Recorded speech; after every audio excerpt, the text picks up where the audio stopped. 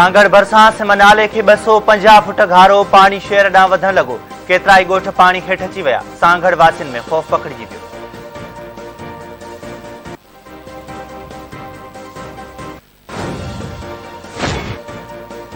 बलूचिस्तान में ईंदड़ पानी सबब मेहड़ ऐं ख़ैरपुर नाथन शाह वटि एफपी बंद ते दबाव वधी वियो। मेहड़ वासियुनि पारां शहर बचाइण लाइ रिंग बंद ॿधण जो फ़ैसिलो।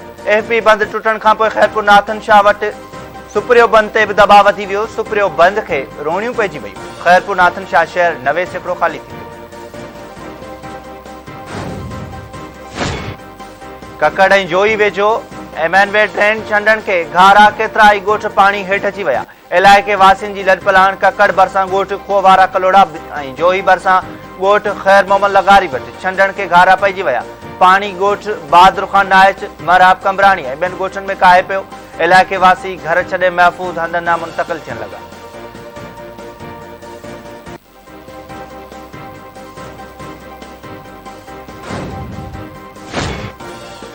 वज़ीर आज़म बलूचिस्तान जे बोर्ड मुतासिरनि लाइ 10 अरब रुपयनि जे ग्रांट जो ऐलान करे छॾियो। शहबाज शरीफ़ चयो आहे त बरसातुनि ऐं ॿोॾि सबबि सॼे मुल्क में 1000 खां मथे माण्हू फ़ौत थी विया आहिनि।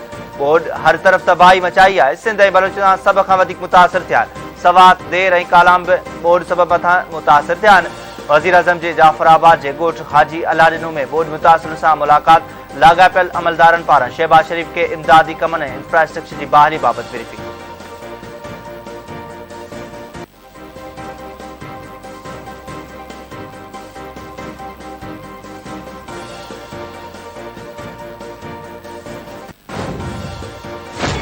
वज़ीर आज़म शहबाज शरीफ़ मुल्क में ॿोॾि जी तबाही बाबति ऑल पार्टीज़ कॉन्फ्रेंस कोठाए वरिती। पीटीआई खे दावत न ॾिनी वई।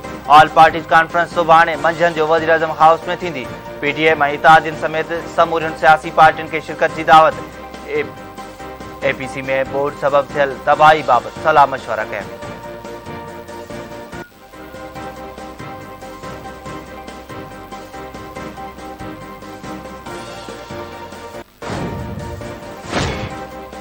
आर्मी चीफ कमर जावेद बाजवा आज सिंध के ॿोॾि मुतासिर इलाइक़नि जो दौरो कंदो। आईएसपीआर मूजिबि आर्मी चीफ इमदादी कार्रवाईनि में रुधल फ़ौजी दस्तनि सां मुलाक़ातूं बि कंदो। पाक नेवी जे हेलीकॉप्टर कंबर शहदादपुर में पानी जे गहरे हेठि आयल माण्हुनि खे कढी वरितो। पाक नेवी जे तर्जुमान मूजिबि मुतासिर इलाइक़े में ॿोॾि जे पानी सबबि ज़मीनी राब्तो कटिजी चुको आहे। रेस्क्यू कयल माण्हू घरनि जे छितनि ते पानी जे गहरे हेठि हुआ। मुतासिरनि खे महफ़ूज़ हंध ते मुंतक़िल कयो पियो वियो।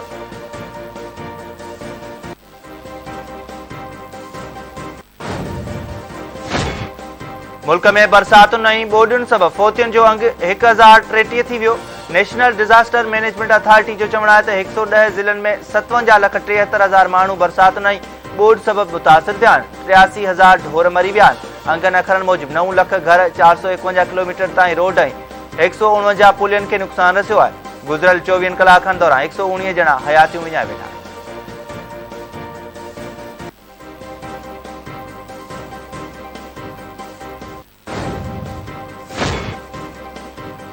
सवात ऐं नौशहरा में तबाही खां पोइ ॿोॾि जा वहकिरा पंजाब में दाख़िल। मियांवाली में ॿोॾि जो ख़तरो। शहरियुनि खे महफ़ूज़ हंधनि ते मुंतक़िल करण जी हिदायत। 4 सदा जा वधीक इलाइक़ा पानी हेठि अची विया। 100 घर मुतासिर। सिंधु नदीअ में जिना बैराज वटि अॼु 7 लख क्यूसिक जो वहकिरो गुज़रण जो इम्कान। ॿोॾि सबबि 100 ॻोठ मुतासिर थियण जो ख़दशो।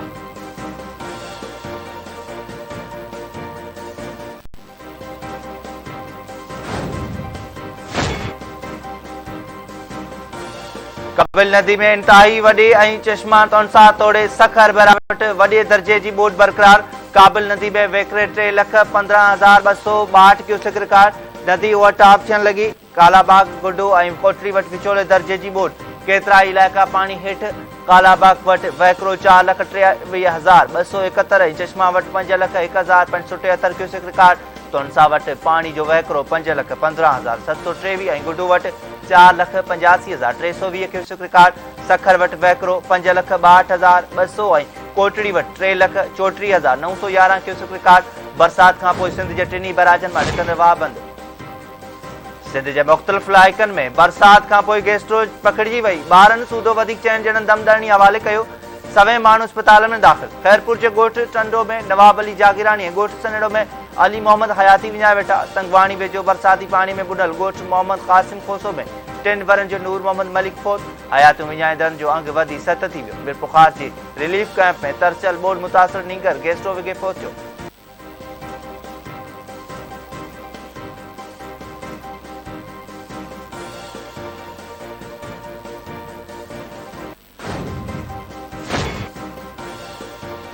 नौदेरो भरसां फुर दौरान मज़ामते हथियारबंद नौजवान के कत्ल करे छड़ियो। गढ़ी खुदाबश भुट्टो लाड़े वट मोटरसाइकिल फुर दौरान फुर नौजवान सफियुल्ला भुट्टो के मथे में गोली हणी मरणी करे छड़ियो। जख्मी नौजवान नए देरे जी अस्पताल में जख्म जी सट न सहंदे साह ॾेई छॾियो।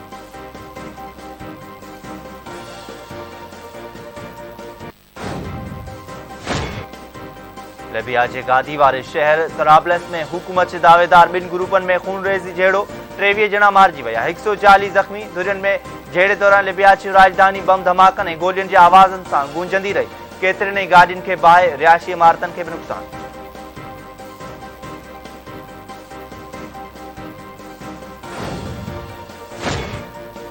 एशिया कप में पाकिस्तान ऐं भारत जूं टीमूं अॼु आम्हूं साम्हूं थियूं। मैच पाकिस्तानी वक्त मूजिब शाम 7 वॻे गॾियल अरब रियासतनि जे शहर दुबई में शुरू थींदी। पाकिस्तानी टीम जी कप्तानी बाबर आज़म ऐं भारतीय टीम जी कप्तानी रोहित शर्मा कंदो।